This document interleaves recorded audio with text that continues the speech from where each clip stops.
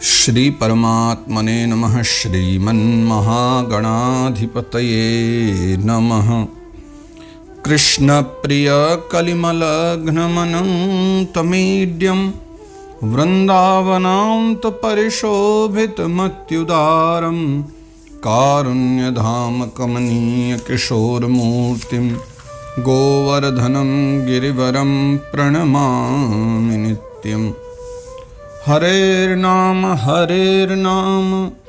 हरेर्नामैव केवलं कलौ नास्त्येव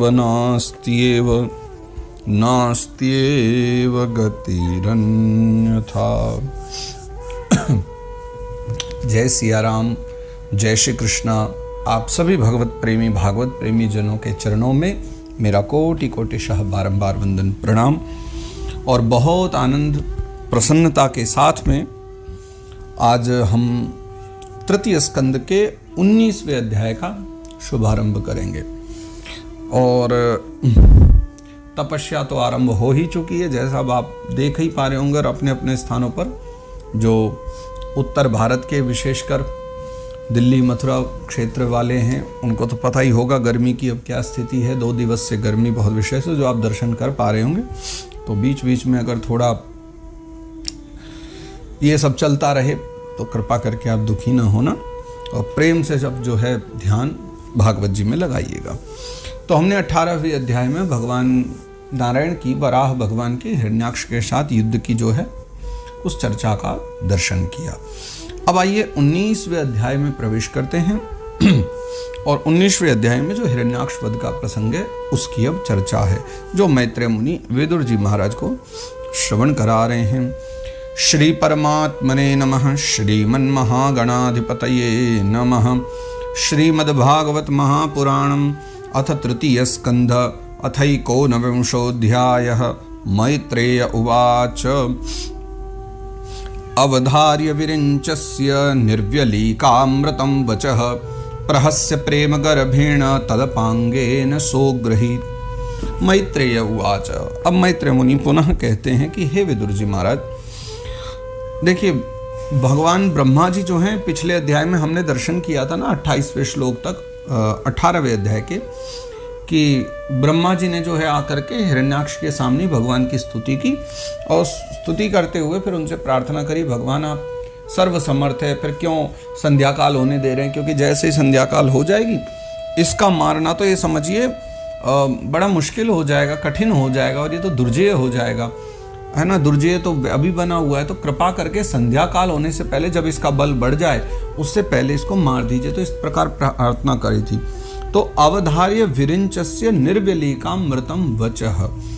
विरिंची यानी ब्रह्मा जी के जो निर्व्यलीकामृतम मतलब बिना कपट के वचन जो है, बिना कपट के ब्रह्मा जी ने जो बात स्पष्ट कही, तो अवधार्य विरिंचस्य भगवान ने जो है उनकी प्रार्थना स्वीकार कर ली। और कैसे? प्रहस्य प्रेम गर्भेण तदपांगेन सुगृहीत, यानी भगवान ने जो है ना अपना जो भगवान का जो भोलापन है, प्रेम भरी चितवन है, उसके द्वारा ठाकुर जी मुस्कुराए और फिर कटाक्ष के द्वारा लिखते हैं ना तदपांगेन प्रहस्य मतलब थोड़े मुस्कुरा करके, कटाक्ष के द्वारा मतलब मुस्कुराए, थोड़ी सी कटाक्ष दी ब्रह्मा जी को कि ठीक है मान गए आपकी बात और प्रार्थना को स्वीकार कर लिया। तो फिर क्या करते हैं? ततः सपत्नम मुखतश्चरन्त मकुतो भयम जघानोपत्य गदया हना वसुरमक्षजः। फिर उन्होंने जो है ना झपट करके ततः सपत्नम मुखतश्चरन्त मकुतो भयम, फिर भगवान ने क्या करा कि बिल्कुल निर्भय विचरण करते हुए और झपट करके उन्होंने जो है अपने सामने ही वो शत्रु की जो मतलब शत्रु का शरीर सामने खड़ा है हिरण्याक्ष, तो भगवान ने वो ली गदा और सीधा उसके जो है ना ये जो ठुड्डी बोलते हैं ना जिसको हनु भी जिसे कहते हैं, जघानोत्पत्य गदया, गदा के द्वारा भगवान ने मारा। हना वसुर मक्षजः, तो भगवान ने उसके ऊपर प्रहार कर दिया। फिर क्या होता है? साहता तेन गदया विहता भगवत्करात् विघूर्णिता पतद्रेजे तदद्भुतमिवा भवत्। तो हिरण्याक्ष, लेकिन हुआ क्या, जैसे ही भगवान ने उसके ऊपर गदा मारी तो हिरण्याक्ष ने भी जो है अपनी गदा आगे कर दी, तुरंत उसने भी घुमाई गदा, तो वो जो भगवान की गदा हिरण्याक्ष की गदा से लगी और टकरा करके जो है गदा भगवान के हाथ से छूट गई। यानी जैसी भगवान ने गदा मारी उसने और जोर से मारी, तो उसने इतने प्रहार से मारी कि भगवान उसके लिए तैयार नहीं थे और हाथ से भगवान के गदा ही छूट गई।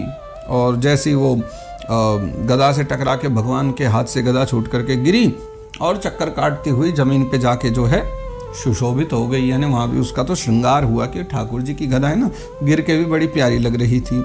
लेकिन भैया ठाकुर जी के लड़ते हुए और हाथ से गदा गिर जाना ये क्या कोई सामान्य बात है? बिल्कुल भी नहीं। तदद्भुतम विवा भवत, ये तो पहले कभी ऐसा नहीं हुआ जो आज हो रहा है, जो हिरण्याक्ष से लड़ते भगवान की गदा गिर पड़ी। तो ये बहुत ही ज्यादा जो है एक अद्भुत और बहुत ही ज्यादा विस्मृतकारी घटना थी।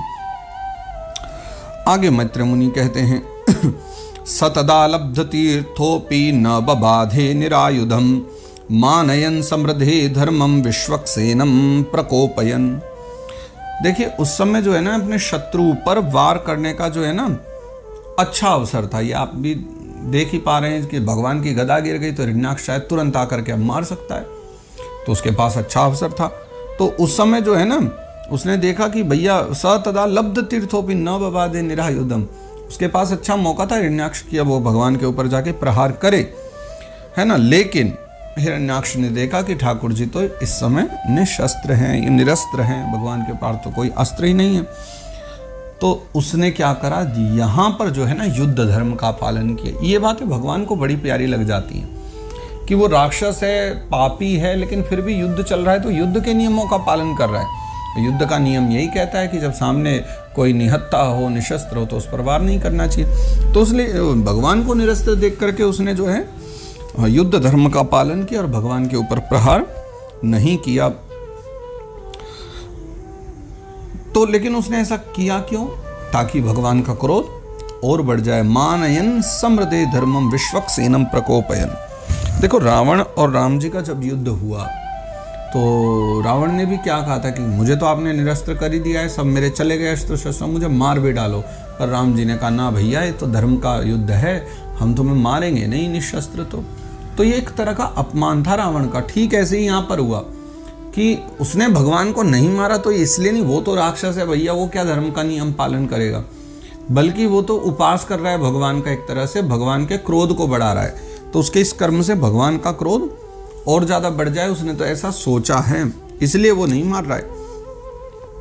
गदायाम अपविद्धायाम हाहाकारे विनिर्गते मानयामास तद्धर्मम सुनाभम चश्मरद विभु। फिर जो है ना गदा गिर जाने पर लोगों का हाहाकार जो है बंद, पहले तो हाहाकार हुआ, जैसी गदा गिरी लोग हाहाकार करने लगे, लेकिन फिर जब वो हाहाकार बंद हुआ, थोड़ा शांत हुआ, जो भगवान ने जो है ना क्या किया, क्रोध नहीं किया। वो तो चाहता था भगवान क्रोध करें कि देखो मैं उनका मान हर रहा हूं, लेकिन मानयामास तद्धर्मम, भगवान ने कहा वाह क्या अद्भुत बात है, तुम कैसे धर्मज्ञ हो। भगवान ने उसकी प्रशंसा करी, धर्म बुद्धि की, कि तुम्हारी बुद्धि कुछ तो धर्म में लग रही, कुछ तो तुमने धर्म का पालन किया है। चलो अच्छी बात है, तुमने धर्म का पालन किया तो तुम्हें उसका फल भी मिलना चाहिए। तो जो है भगवान ने उसकी प्रशंसा करी। लेकिन अगले ही पल भगवान ने क्या करा, सुनाभम चाश्मरद विभु। उसी समय भगवान ने जो है स्मरण किया, किसका किया, सुदर्शन चक्र का, जिसका एक नाम सुनाभ भी है, सुनाभ कहते हैं ना उनको। तो सुनाभम चाश्मरद विभु, भगवान ने सुदर्शन चक्र का स्मरण किया। तो आप समझ ही गए होंगे कि अब वो क्यों बुलाए गए हैं, यानी अब ठाकुर जी अपनी लीला पर आ गए हैं। तम व्यग्र चक्रम दितिपुत्राधमेन स्वपार्षद मुख्येन विसज्जमानम चित्रावाचो तद्विदाम खेचराणाम तत्रास्मासन स्वस्तिते मुम जहेति। फिर जो है तम व्यग्र चक्रम दितिपुत्राधमेन, फिर जैसे भगवान ने चक्र का स्मरण किया, चक्र जो है तुरंत ही उपस्थित होकर भगवान के हाथ में घूमने लगा। उसी समय जो है आ गए वहां पर, और वे अपने जो है ना प्रमुख पार्षद दैत्याधम हिरण्याक्ष के साथ विशेष रूप से क्रीड़ा करने लगे। तम व्यग्र चक्रम दितिपुत्राधमेन स्वपार्षद मुख्येन विसज्जमान। व्यग्र चक्रम यानी चक्र आ गया हाथ में, वो घूम ही रहा है। दितिपुत्राधमेन, अधम वो जो दितिपुत्र है और कौन है वो? स्वपार्षद मुख्य है ना, भगवान के अपने निज पार्षदों में जो मुख्य हैं, जय विजयी तो हैं दोनों।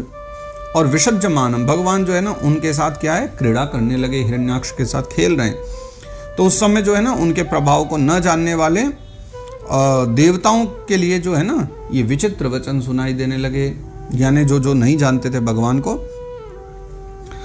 फिर जो है ये वचन सुनाई दे रहे हैं। क्या? तत्रास्मासन स्वस्तिते मुम जहीति, कि प्रभु आपकी जय हो, आपकी बहुत जय हो, है ना। स्वस्तिते मुम जहीति, भगवान इसे और मत खेलाइए, इसे मार डालिए, क्योंकि देवता जो है ना वो तो पगलाए जा रहे थे कि पता नहीं है असुर हमारा क्या करेगा, जल्दी मार क्यों नहीं देते। ठाकुर जी खेल करने में लगे, इधर दौड़ा रहे हैं उधर दौड़ा रहे हैं, अरे मारो पीटो खत्म करो।